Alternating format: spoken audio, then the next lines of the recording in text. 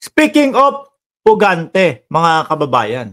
Sa susunod nating topic, eto. Merong next target, no?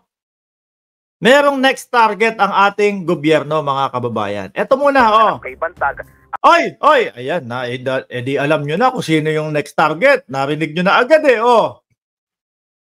Siyempre mga kababayan, dito sa next topic natin, maririnig na lang po natin. No, hindi ko na ipapakita yung video dahil baka ma-copyright po tayo. No, saka tayo.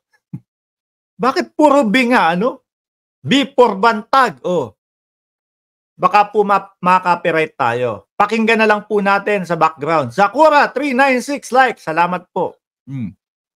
Pasok! Posibleng susunod nang maaresto si dating Bucor Chief Gerald Bantag. Ayon po yan sa Department of Justice. Habang namang inaasahan naman na mapapauwi na ngayong buwan si dating Congressman Arnolfo Teves Jr. Nagbabalita at nagseserbisyo. Diyos ko po Lord, ang sakit ng... Totoo, ewan ko lang, no? Kung masakit ang ulo nito Pasio, o baka dahil, siguro, kliyente ko lang naman kayo Kung talo, di talo. Ganun lang, Pero panigurado ako. No, ang kapal ng bulsa nitong si attorney. Si attorney Topacio, mga kababayan. Ang kapal ng bulsa nito malamang ngayon, mga kababayan. Big time lahat ng kliyente, mga bossing. Kay Alice Go, kay Tebes, kay Kibuloy, at sabi nila, pati daw kay Bantag, lahat, no? Pugante. Lahat nagtatago. Kaya mapapaisip ka, sino kaya ang nag-a-advise na magtago itong mga ito? Kapag ka nasentensyahan, kapag ka yung ipinatawag na sa korte, sasabihin, nagtatago ako kasi may banta ang aking buhay. Alice Go, Kibuloy, si Tebes, eto si Bantag. Iisa ang dahilan, mga kababayan. May banta sa kanilang buhay. 398 like. Princess Violet, shout out sa iyo. So ngayon, iniisip ko, tiba-tiba si Topacio dyan. Pangalawa po, kung sasakit ba ang ulo ni Topacio? Or, wala, kliyente ko lang naman yan Bahala siya. Talo kami, wala akong nagawa Talo kami, yun lang. Di ba? Pero eto ngayon. Ang taong bayan po, mga kababayan, ngayon po, talagang talagang kumpiyansa na po na pag sinabi ng gobyerno, huhulihin natin yan, kukuhanin natin yan, dadakmain natin yan, titimbugin natin yan, kahit anong word pa yan. Ngayon po, kumpiyansa na ang mamamayang Pilipino na makukuha ng gobyerno. Di ba? Tebes, kuha. Pauwi pa lang next, in mga ilang linggo. Si Kibuloy, tapos. Si Alice Go, ibinalik din sa Pilipinas. Sheila Go, si Cassandra Leong, nandyan din sa Pilipinas. Di ba? Ngayon, ang kagandahan nito, mga kababayan, bumabalik ang tiwala ng sambayan ng Pilipino sa otoridad at sa ating gobyerno po. Sabi ni Jose Alfaro Topacio, dapat madisbar. Yan. Madami ding sumisigaw niyan, tuloy. Mula sa DOJ, si Christian Yosores. Christian. Tony, ito ang pahayag ni Justice Secretary Jesus Crispin Remulla sa harap ng sunod-sunod na pagkakatakip sa mga wanted na personalidad gaya ni dating Mayor Alice Go at Pastor Apollo Kibuloy. Sinagot ni Remulla ang tanong ng mga mamamahayag sa DOJ kaugnay ng estado ng paghahanap kay Bantag at ayon sa kanya, coming soon o malapit ring madakip ang puganting si Bantag.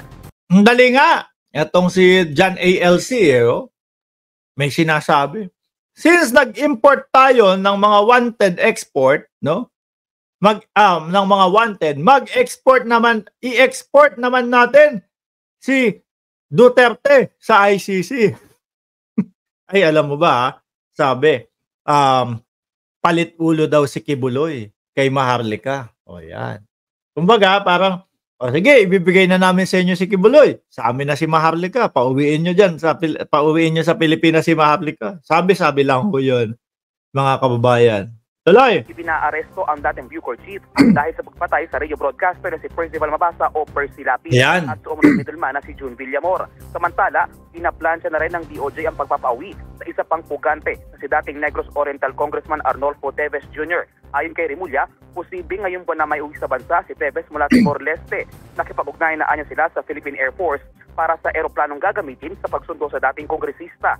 Si Teves naman ay wanted dahil sa patong-patong na kasong murder, kaugnay ng pagpatay kay Governor Roel Licamo at iba pa. Kaserbisyo sa DOJ, Cristiano Sores para sa Tera Radio Serbisyo at Radyo 630. Bantag naman po, mga kababayan, ang next target. Ano po? Ang tanong, lilipat kaya dyan yung ano? Lilipat naman po kaya dyan yung mga, yung mga burateros. Kasi wala na, tapos na itong kay Kibuloy eh. Oh.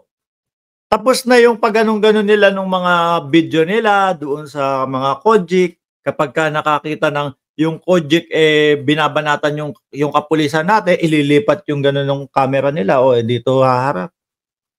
Di ba? Lilipat kaya yung mga burateros kay Bantag? O, yan naman. Baka dyan naman sila magsisigaw. Baka hindi na makalipat, mga kababayan. Baka hindi na makalipat. Bakit to? Sa susunod nating topic, mga bossing, sabi ng Department of Justice, sabi din po ni Secretary Abalos, mga kababayan, mga tumulong kay Kibuloy, kakasuhan. Na yan ang susunod nating topic, mga kababayan. So kayo, sabihin nyo dito, dyan sa comment section, sino-sino sa tingin ninyo ang posibleng madali, no, ng kaso obstruction of justice, harboring a fugitive, etc., etc. Ayan. Sino-sino po, mga kababayan?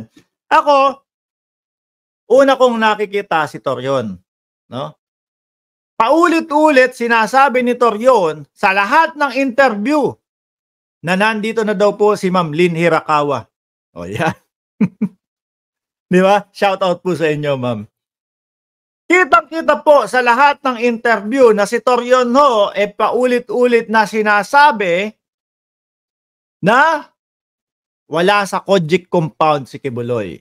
Oh. Pero wait lang. Saan nahuli si Kibuloy? Sa loob ng Kojik compound ayon po sa PNP. Ayon naman po doon sa mga vlogger sa labas daw po ng bundok.